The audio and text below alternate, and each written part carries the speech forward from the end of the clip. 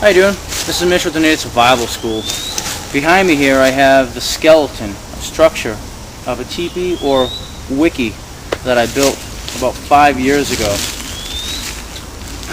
And I never finished it. I never continued with the rafters and put the shingling on the sides with debris. I'm going to see if I can resurrect this project and do that now.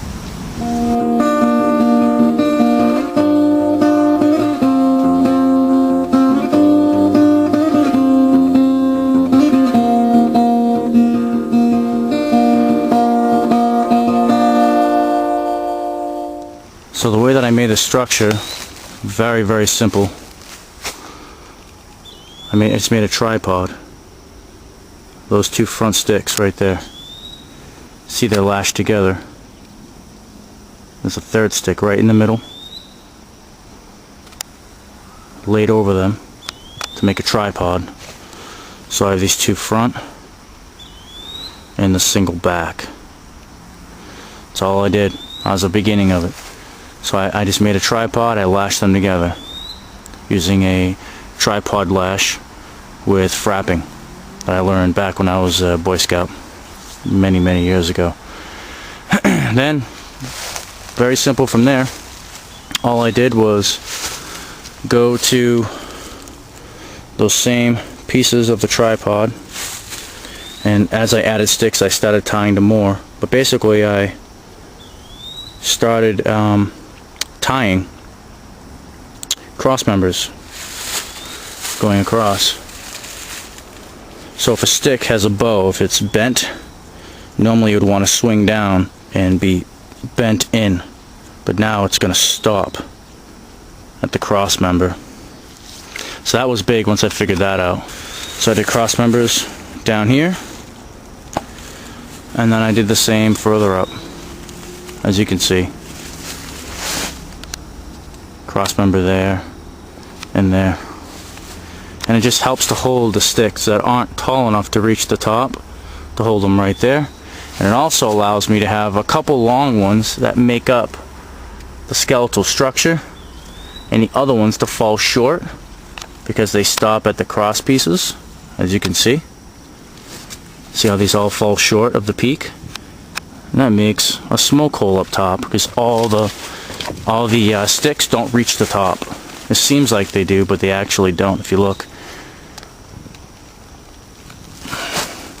a lot of them don't reach, as you can see. So these little side members are what hold them up, because they don't lean up against the top. Very simple. It's not even necessary. You can just keep laying stuff on there and make it thick enough so the small stuff just lays on top of all the things. But it was something I wanted to do, a little bit of a modification, so I can use materials that are less than ideal, materials that have bend, materials that aren't perfect. So that way, instead of swinging in, they all stop at the same exact place, giving me definite walls. The footprint's pretty large. Ooh, it's probably close to 10 feet across, I guess. 9 or 10. And the front would be out here somewhere if I continued a circle. It's pretty large in there. Okay, so there really isn't too much to explain. I think I'm going to just do the work and record it while I'm doing it.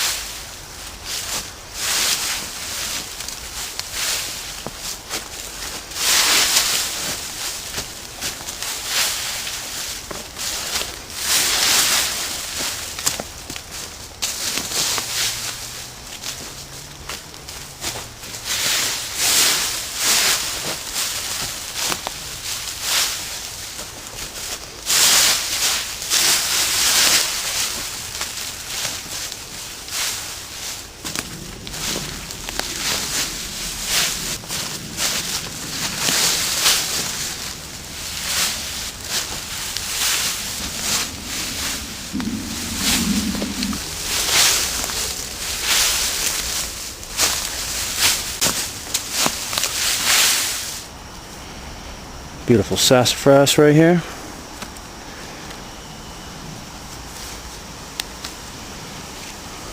Don't mind if I do. Alright. Let's take a look at what we got. So, I'm working about half hour. And I put some bracing in there for the roof. Added some more sticks to the roof and got quite a bit done on the debris shingles.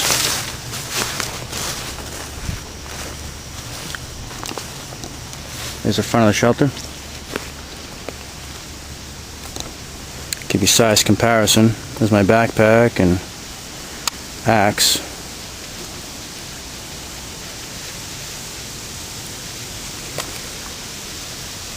So I have half the wall done. It's pretty thick too. And that goes halfway around the shelter.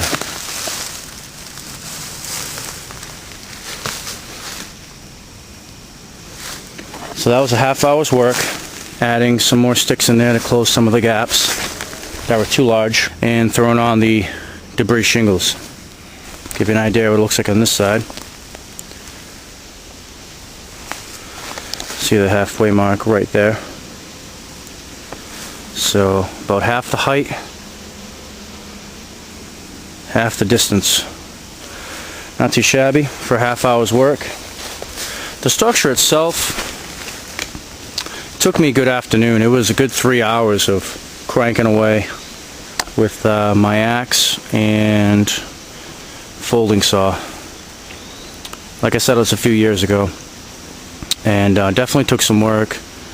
In my version with the side braces, took some cordage too, which wasn't necessary, but it's something I wanted to do so I could use subpar material. I could take stuff right off the ground and use it. Even though it was really bent and crooked growing, it would still lay flat. So to me it seemed like that was the best option. So I wasn't being greedy, taking a whole bunch of, straight saplings and stuff. So not too bad.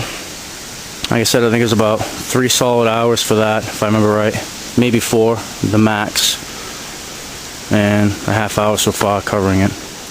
There's a couple different ways you can cover it. You can put little sticks to make X patterns and stuff all the way up and things like that before you put this on. There's all different ways to do it, and if you do that, then you don't need as many braces and many stilts. Like right there, I have gaps, and the rest I would have to do that. Get a bunch of those little sticks that we use, for kindling to get our fire started. You would just make a lattice work. But I figured I'd make it a little more solid than that, which is why I went and gathered a bunch of dead branches and stuff laying down, and just laid them down and filled all those gaps in on this side, so it's good and strong, and it's going to hold the leaves up for you, so you don't have to do all that extra work. And now on the ground I still have tons of kindling, so it's not like I took all my quick easy access firewood from around my shelter. This is Mitch with the Native Survival School. Thanks for joining me tonight for the first part in the shelter project of resurrecting my woodland wiki. Appreciate your views, your comments, and your support. See you guys in the next part. Take care.